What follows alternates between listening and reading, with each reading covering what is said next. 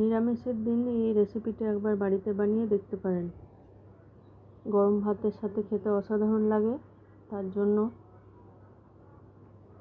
2 থেকে 3 ঘন্টা মুগ ডাল ভিজিয়ে রেখেছিলাম। এবার একটা মিক্সারে এই মুগ ডাল, আদা, সেদ্ধ করে রাখা সয়াবিন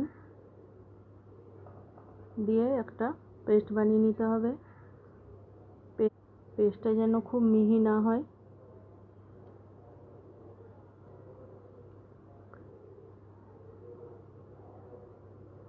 এবার এই ডাল বাটার মধ্যে কাশ্মীরি লঙ্কার গুঁড়ো, স্বাদ অনুযায়ী লবণ, লঙ্কা কুচি,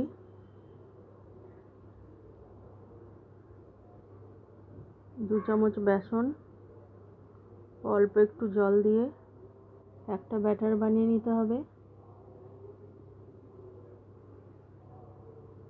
ব্যাটারটা যেন খুব পাতলা না হয়।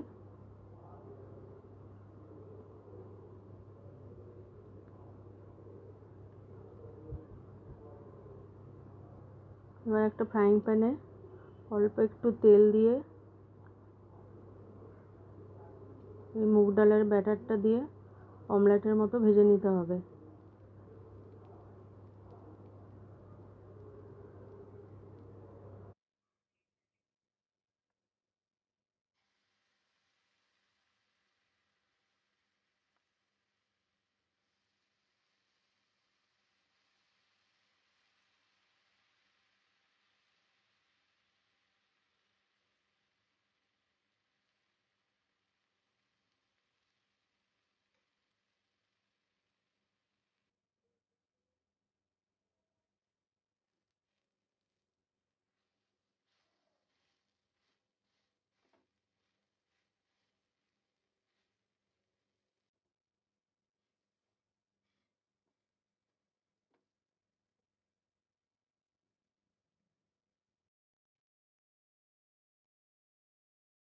এবার এই ফ্রাইং প্যানে তেল দিয়ে এর মধ্যে গোটা গরম মশলা ও জাবিত্রী ফোড়নে দিয়ে ফোড়ন থেকে যখন একটা খুব সুন্দর গন্ধ বেরিয়ে যাবে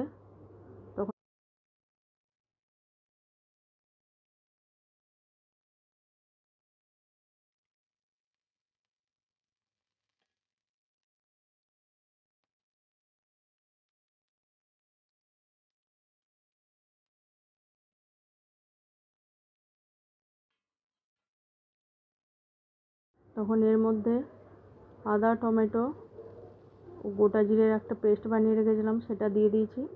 এবার এর মধ্যে স্বাদ অনুযায়ী লবণ,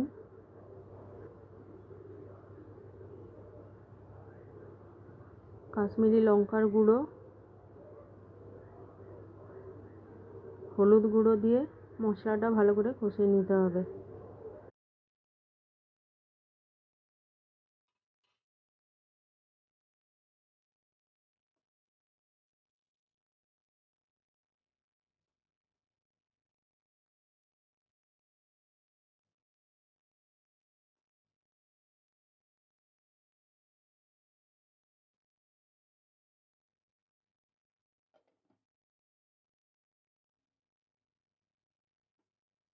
এবার মশলার যখন কাঁচা গন্ধ চলে যাবে ও মশলা থেকে তেল ছেড়ে আসবে তখন এর মধ্যে অল্প একটু জল দিয়ে জলটা যখন ফুটতে শুরু করবে তখন ওই মুগ ডালের অমলেটগুলো দিয়ে 2-3 মিনিটের মতো ফুটিয়ে নিতে হবে।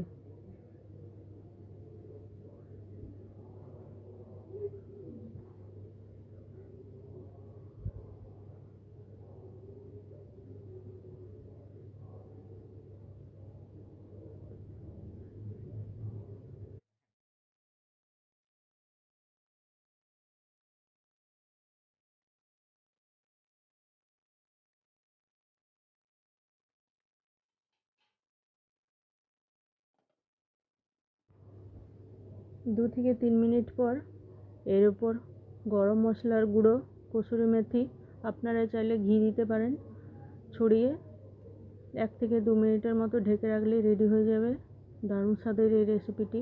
আপনারা বাড়িতে একবার বানিয়ে দেখতে পারেন। আশা করি আপনাদের ভালো লাগবে।